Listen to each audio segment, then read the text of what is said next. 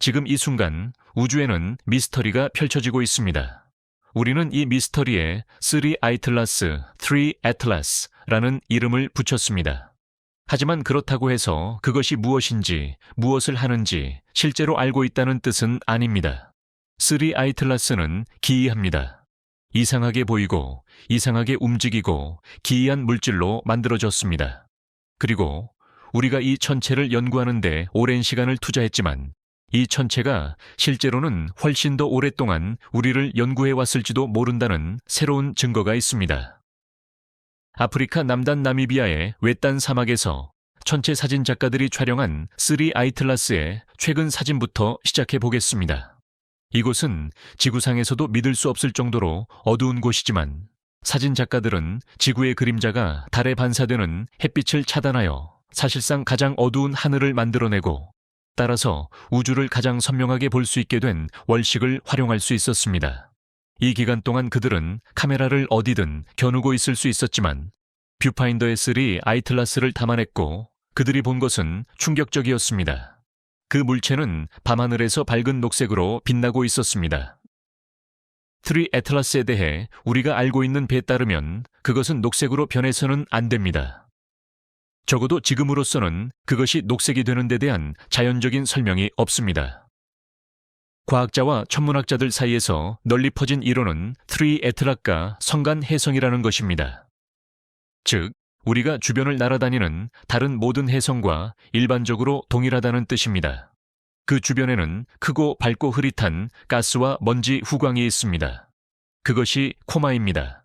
그리고 또한 큰 부채꼴 모양의 꼬리도 있습니다. 하지만 이 혜성은 은하계의 먼 곳에 있는 완전히 다른 항성계에서 왔기 때문에 다릅니다. 그래서 우리는 그것이 조금 이상할 것이라고 예상합니다. 하지만 3 애틀라스의 문제는 계속해서 말이 안 되는 일을 한다는 것입니다. 예를 들어 혜성이 녹색으로 변하는 것은 사실 드문 일이 아닙니다. 그리고 이것은 매우 정상적이기 때문에 우리는 녹색을 만드는 화학적 과정에 대해 많은 것을 알고 있습니다. 영어. 이것은 코마의 탄소 분자가 태양의 자외선에 노출될 때 발생합니다. 구체적으로 이것은 이원자 탄소 또는 C2에 발생하는데 이는 서로 결합된 두 개의 탄소 원자입니다. 따라서 3 애틀라스가 일반적인 혜성이라면 표면 주변에 이러한 탄소 구조가 많이 있고 햇빛의 녹색으로 변할 것입니다. 하지만 우리는 여름에 존재하는 거의 모든 주요 망원경을 사용하여 수행한 관측을 통해 3 아이틀라스가 실제로 이러한 탄소사슬 분자가 부족하다는 것을 알고 있습니다. C2가 없습니다. 그럼에도 불구하고 분명히 녹색으로 빛납니다. 그렇다면 왜 이런 일이 일어나는 것일까요? 우리는 모릅니다. 외계인, 네. 아마도 그들은 녹색빛을 좋아할 것입니다.